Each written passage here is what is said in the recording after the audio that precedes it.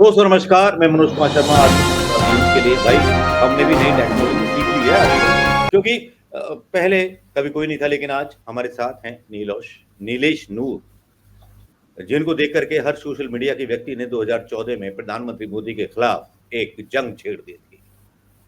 भाई मेरे लिए तो एक आदर्श रहे नीलेश नूर और कई फेसबुक के लोगों को आदर्श रहे और कांग्रेस के लिए संघर्ष किया उस समय में जब कोई कांग्रेस का झंडा थामने के लिए तैयार नहीं था। कांग्रेस 40 सीटों पर सिमट गई थी, आईआईटी सेल का कहीं पता नहीं था, लेकिन तब नीलेश नूर की एक टीम थी। एक टीम नीलेश नूर साहब ने बनाई थी अपने हिसाब से और वो ऐसी टीम बनाई थी बहुत खूबसूरत, लेकिन वो टीम चली भी और उसने दौड़ाया भी, भक्तों को जलाया भी। आज मेरे चैनल पर आजाद आवाज पर मेरी तरफ से एक भावभीनी स्वागत है नीलेश नूर जी का। नीलेश नूर जी का स्वागत करें तालियों के साथ। नमस्कार नीलेश नूर साहब, आपका स्वागत है मेरे आजाद आवाज न्यूज चैनल। नमस्ते मनोज शर्मा जी, मेरी आवाज आ रही है आप तक? हाँ, आवाज आ रही है आपकी, बोल सकते हैं आप। जी जी। आपने जो इंट्रोडक्शन मेरा दिया, थोड़ा मेरे हिसाब से ज़्यादा आपने तारीफ कर दी। जो 2013 में टीम बनी थी मध्य प्रदेश कांग्रेस आईटी सेल की, उसको बनाने वाले हमारे स्वर्गीय हिमांशु भाई थे। तो आपके प्रोग्राम पे सबसे पहले मैं उनको श्रद्धांजलि देकर उनको याद करके प्रोग्राम शुरू करना चाहता हूँ, क्योंकि मेरी उन्होंने तरफ से भी हिमांशु भाई। सारे मोतियों को एक माला में उन्होंने ही पिरोया था। और वो दौर ऐसा था कि जब कांग्रेस की बात कोई करना नहीं चाह रहा था सोशल मीडिया पे या फेसबुक पे, एक पोस्ट डालने पे कम से कम 1000 गालियां पड़ती थी। उस समय उन्होंने एक टीम तैयार की थी मध्य प्रदेश कांग्रेस आईटी सेल की, सोशल मीडिया की। और हम लोगों ने उस समय सबने साथ में मिलकर, मुझे अच्छी तरह याद है कि बाबा रामदेव ने एक नेहरू जी को लेकर बड़ी आपत्तिजनक पोस्ट की थी, जिसमें नेहरू जी को एक सुरक्षाकर्मी पीछे से पकड़ रहा है, लेकिन बाबा रामदेव ने ये लिखा था उस पे कि नेहरू जी को धक्का दे रहा है उनका सुरक्षाकर्मी और भीड़ पीट रही है, इतने अलोकप्रिय हो गए थे। उसका हम लोगों ने सच्चाई निकाल के और असली पूरे डॉक्यूमेंट्स के साथ with in half an hour हमारी पूरी टीम ने मेहनत करके उसको क्रॉस किया था, काउंटर किया था, और बाबा रामदेव को पोस्ट हटानी पड़ी थी। जो वो बाबा रामदेव उस जलवे में थे उस दौर में, अब तो उनका जलवा काफी कम हो गया है सुप्रीम कोर्ट की फटकार मिलने के बाद में। तो वो दौर था जब कोई कांग्रेस की बात नहीं करता था, तब हम सब लोग जुड़े हुए थे और आज तक वो सफर जारी है, संघर्ष जारी है, और उम्मीद है कि जल्दी ही बहुत सकारात्मक परिणाम अपने संघर्ष के मिलने वाले हैं। नीलेश भाई, अब इंदौर की जहां बात आती है और इंदौरी पोहों और जलेबी की बात आती है, इंदौर का मैं भी दीवाना हूँ और इंदौर की भाषा का खास तौर पर कभी आपके साथ इंदौरी भाषा में, आप इंदौरी भाषा बोलना, मैं ब्रज भाषा बोलूंगा, उसका भी इंटरव्यू हम लेंगे। लेकिन आप इतनी एनर्जी लाते कहाँ से हैं?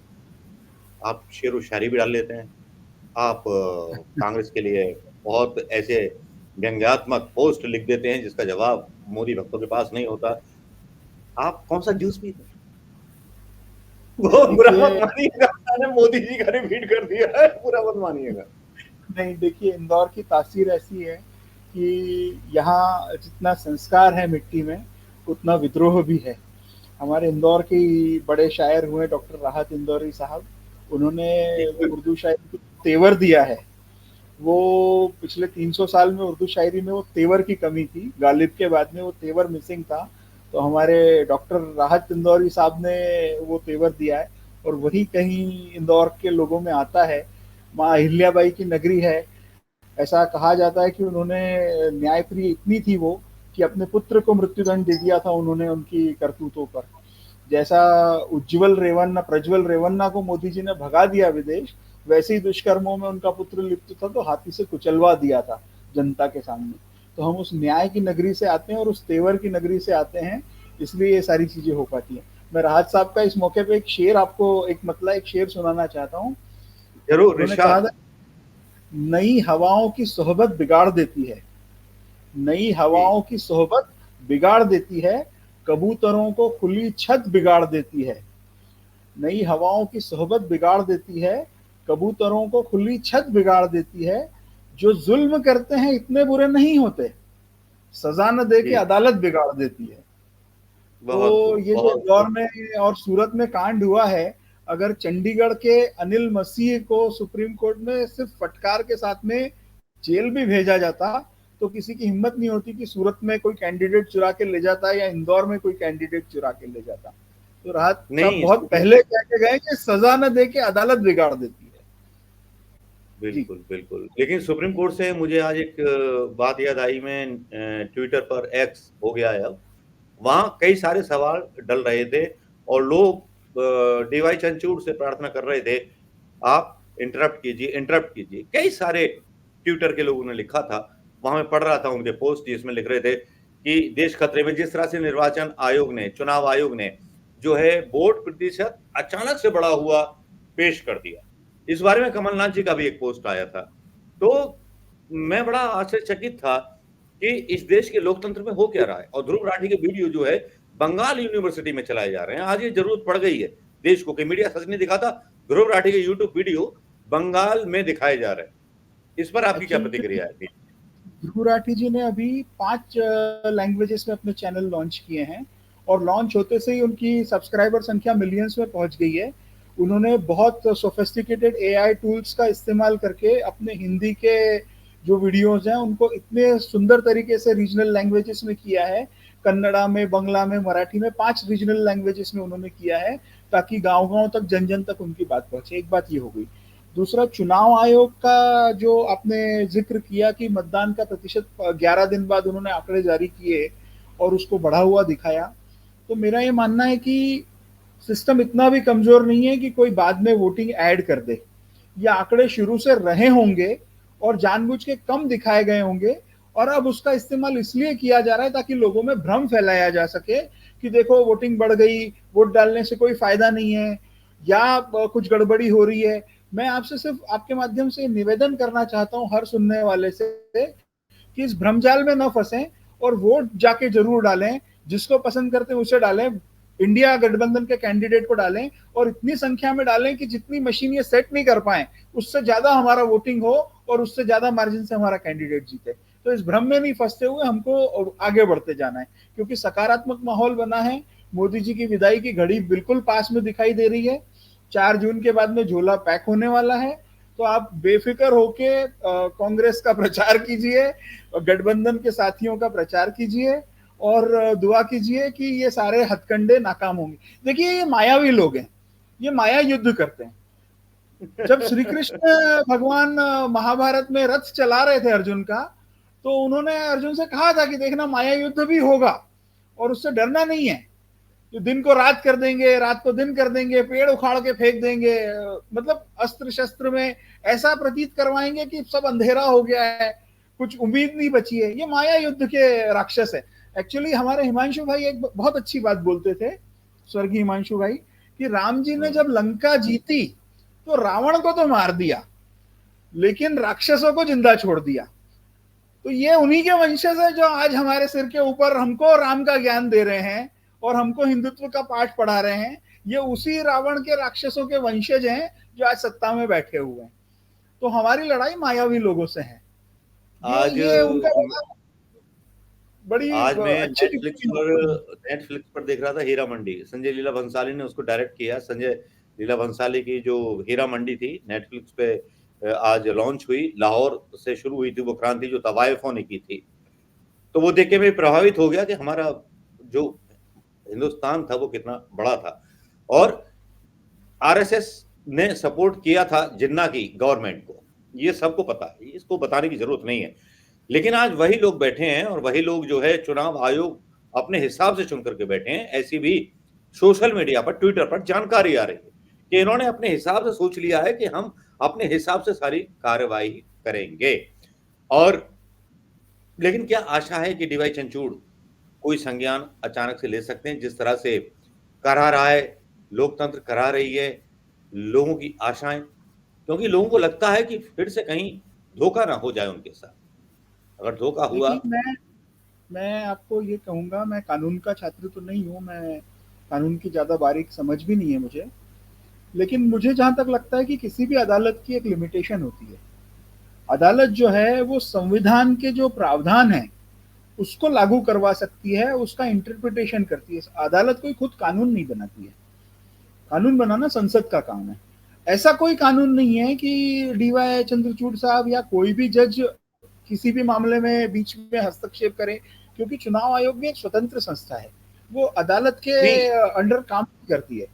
अदालत नहीं बहुत अति होने के बाद में, चुनाव के बाद में निर्देशित कर सकती है, लेकिन अभी चूंकि मामला चुनाव आयोग के पास में है, इसलिए किसी भी मामले में मुझे ये नहीं लगता है कि अदालत हस्तक्षेप करेगी। ये मेरा निजी मानना है, और हमको उसकी उम्मीद में बैठना भी नहीं चाहिए, हमको अपना कर्म करना चाहिए। अदालत का जब मौका आएगा, जब जब ये सरकार जाएगी, आज जाएगी, 4 तारीख को जाएगी, हो सकता है इस बार भी नहीं जाए, उसके बाद में जाएगी, लेकिन हर हिटलर का अंत होना है, और जब न्याय होगा तब पूरा न्याय होगा। जब उस समय की जो अदालत होगी, उस समय के जो चंद्रचूड़ होंगे, हमको निराश नहीं होना चाहिए। हम लोग तो हिंदू धर्म में पूर्व जन्म के बाद में अगले जन्म की भी सोचते हैं कि अगला जन्म सफल कैसे करना है। तो ये 5 साल तो बहुत छोटा कार्यकाल है, 5 साल 10 साल बहुत छोटा पीरियड है। हो सकता है संघर्ष लंबा हो। भारत की आजादी की लड़ाई की बात आप कर रहे थे, हीरा मंडी से शुरू हुई थी, या उन्होंने भी क्रांति की थी। अब ये देखिए कि गांधी जी जब भारत लौटे 19वीं शताब्दी की शुरुआत में, तो उनको तो कोई आजादी की अलग दिख नहीं रही होगी। उनका संघर्ष 40-50 साल चला है, और उस समय न प्रेस उनके साथ में थी जो आज का माहौल है, न अदालत उनके साथ में थी, न धनपशु उनके साथ में थे, न कांग्रेस थी, न पैसा था, न संचार के माध्यम थे, तो सबको जेल में डाल दिया जाता था। लेकिन संघर्ष जारी रहा, और आखिरी गोल जो था कि आजादी मिले, वो अचीव किया उस आदमी ने।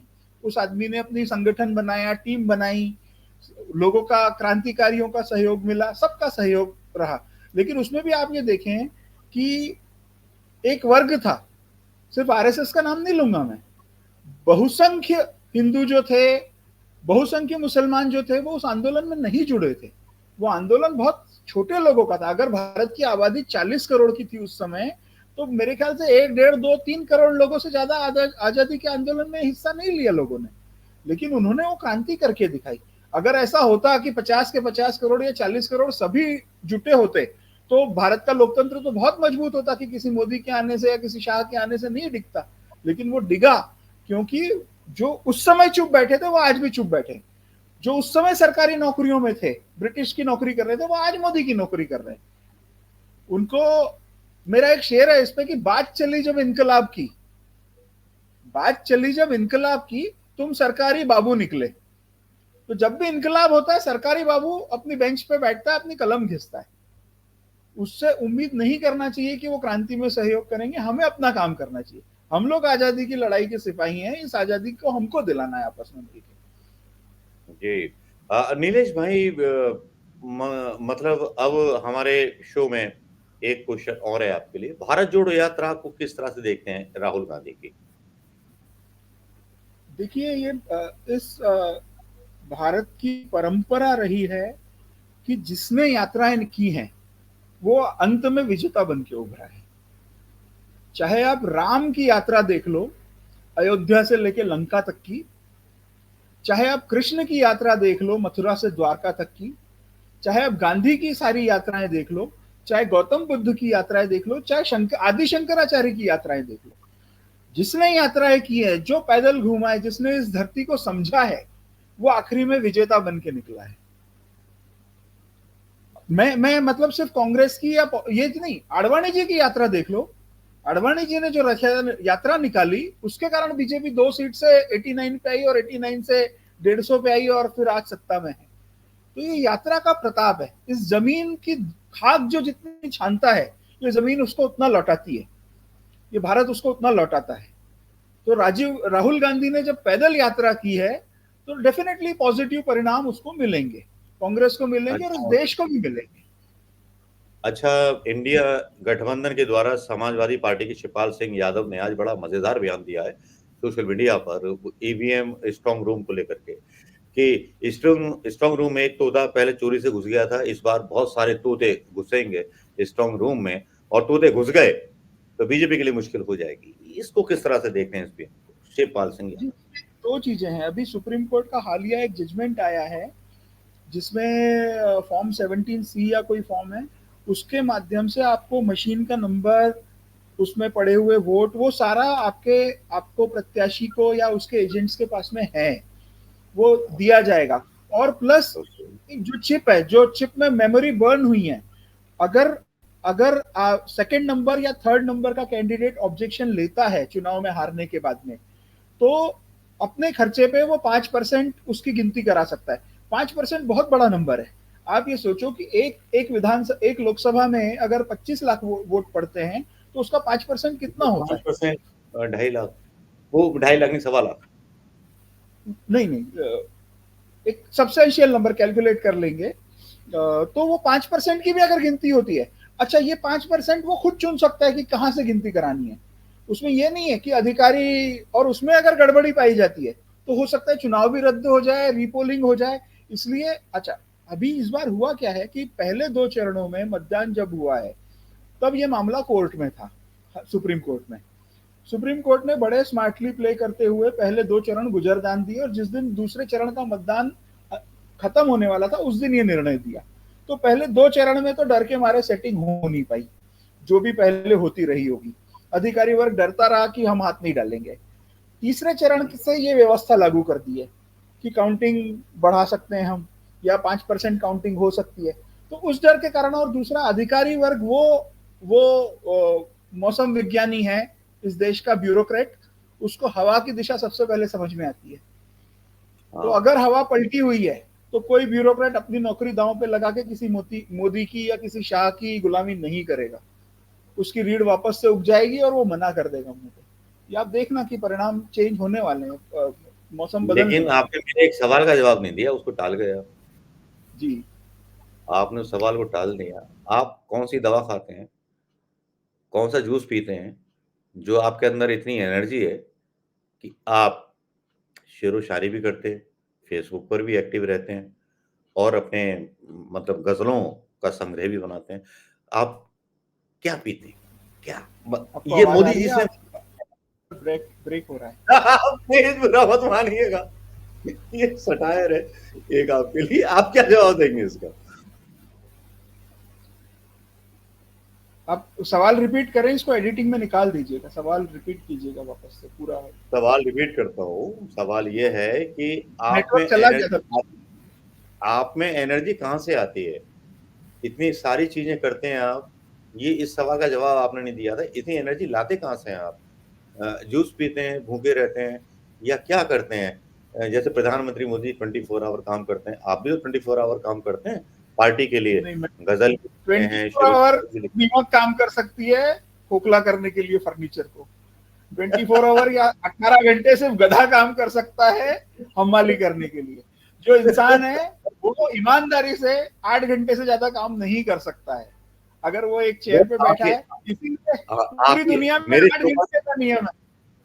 जी, जी, जी, जी। आखिर के 3 इसलिए मैं सवाल। 8 घंटे काम आखिर करता हूं मैं इसका, उसके बाद में परिवार का, उसके बाद अपना शौक, और उसके बाद में पार्टी। पार्टी तो प्रायोरिटी है। 24/7 सोचता पार्टी के बारे में और देश के बारे में, ये जरूर कहा जाए। 3 सवाल आपसे। जी। मध्य प्रदेश में आपके फेवरेट नेता? मध्य प्रदेश में मेरे फेवरेट नेता, वर्तमान राजनीतिक परिदृश्य में आप देखेंगे, वैसे तो मैं किसी को फेवरेट नहीं, क्योंकि कोई कब किधर पलटी मार जाए, गुलांटी मार जाए, फिर भी मैं दिग्विजय सिंह जी की राजनीति से प्रभावित हूँ। उनका जो राइट। जनसंपर्क का तरीका है और जिस तरीके से वो कार्यकर्ताओं से जुड़ते हैं, मुझे उनका वो पसंद है। और एक नेता और हैं जो एक्चुअली अभी भारतीय जनता पार्टी में चले गए हैं कुछ कारणों से, मुझे वो भी बहुत पसंद है, राज्यवर्धन सिंह दत्तीगांव साहब। वो ओके। भी दूसरा एक सवाल बहुत सोबर और बहुत सौम्य नेता है वो। दूसरा सवाल है कि देश का प्रधानमंत्री किसे देखना चाहेंगे? अखिलेश यादव, मायावती, ममता बनर्जी या राहुल गांधी या फिर प्रधानमंत्री मोदी? मैं ये कहूंगा आपसे कि कांग्रेस की अगर पूर्ण बहुमत की सरकार है, तो मैं गांधी परिवार के किसी सदस्य को प्रधानमंत्री देखना चाहूंगा। अगर कांग्रेस के पास पूर्ण बहुमत नहीं है, तो मेरी चॉइस कांग्रेस से मल्लिकार्जुन खड़गे साहब होंगे। उसका कारण ये है कि देश को पहला दलित प्रधानमंत्री मिलना बहुत जरूरी हो गया है। मैं जात से ब्राह्मण हूं, आप जात से ब्राह्मण हैं, लेकिन अब हम मैं लोगों को ये चेंज लाना पड़ेगा। हम कौन जो लोग उस स्ट्रीम हम में नहीं आ पाए, उनको आगे आना जरूरी है। इसलिए मैं चाहूंगा कि राहुल जी विदेश मंत्रालय संभालें या पार्टी संगठन संभालें और प्रधानमंत्री मल्लिकार्जुन खड़गे साहब बने। नहीं, मेरा ये कहना है कि अगर राहुल गांधी जी ने गृह मंत्रालय संभाल लिया तो इनका क्या होगा? राहुल गांधी गृह मंत्रालय नहीं संभालेंगे। तो फिर अमित शाह वगैरह समझ नहीं गए। गृह मंत्रालय के लिए मध्य प्रदेश का राजगढ़ चुनने जा रहा है दिग्विजय सिंह जी को। चलिए, मंत्रालयों पर बहस बाद में चलेगी। गृह मंत्री किसको देखना चाहते हैं? मेरा आकलन है गृह मंत्री अगर कांग्रेस या इंडिया गठबंधन की सरकार बनती है तो डेफिनेटली दिग्विजय सिंह जी को चाहूंगा कि वो गृह मंत्री बने, क्योंकि उनको इन शक्तियों को ठीक करना आता है। उनको इन शक्तियों को ठीक करना आता है। मैं आपसे सहमत हूं। तो नीलेश भाई, आपसे इतनी सारी बातचीत हुई, बहुत खुली किताब की तरह। हम पहले भी बहुत मिल चुके हैं, एक आध बारी मुलाकात हुई थी बेटे की उसमें, लेकिन आज आपको जाना, आपको पहचाना, आपके दीवानेपन को पहचाना और कांग्रेस के प्रति दीवानापन इसी तरह से हमारे कार्यकर्ताओं को बना रहे। देखिए नीलेश साहब को कोई पद नहीं है, कुछ नहीं है, लेकिन लेकिन यार चलता है ना। ऐसे ही तो लोग हैं जिन्होंने कांग्रेस को जिंदा रखा हुआ है। चैनल पर आए, इंटरव्यू दिया। एक जाते जाते आखिरी में मैं अपनी एक गजल के कुछ एक दो शेर आपको सुनाना चाहता हूँ। जी, आज के परिप्रेक्ष्य में बड़े मौजू हैं वो। देखें, कहा है कि मुकाबिल जुल्म के लश्कर खड़े हैं, मुकाबिल जुल्म के लश्कर खड़े हैं, हम ही पांडव हैं मुट्ठी भर खड़े हैं। वाह, मुकाबिल जुल्म के लश्कर, हम ही पांडव हैं मुट्ठी भर खड़े हैं। और ये शेर देखें, ए रावण अब तेरा बचना है मुश्किल, ए रावण अब तेरा बचना है मुश्किल, तेरे द्वारे पे कुछ बंदर खड़े हैं। बंदर खड़े हैं। बहुत खूब, बहुत खूब। लेकिन मैंने सुना है मोदी जी के खिलाफ अर्धनारीश्वर उम्मीदवार खड़ा हो गया है वाराणसी में। पता नहीं खबर कितनी सच्ची है कितनी झूठी है, लेकिन यहाँ चर्चे बहुत हैं। अगर मोदी जी खुद को राजनीति का पितामह भीष्म समझते हैं तो किसी अर्जुन को किसी शिखंडी से वार करना पड़ेगा। मैं यही सोच रहा था। अगर राजनीति का समझते हैं तो किसी अर्जुन को किसी शिखंडी के पीछे से वार करना पड़ेगा। यही मैं कहना चाह रहा था और आपने मेरे मुंह की बात छीन ली। और बहुत सारी चर्चाएं आपके मेरे बीच हुई। शायद बहुत सारे कार्यकर्ताओं की मन की बात आपने मुझसे बोली और मैंने बहुत सारे लोगों की बात आपसे शेयर की। शुक्रिया। जय हिंद नीलेश भाई। नमस्ते। आपका बहुत बहुत नमस्कार। थैंक यू नीलेश भाई।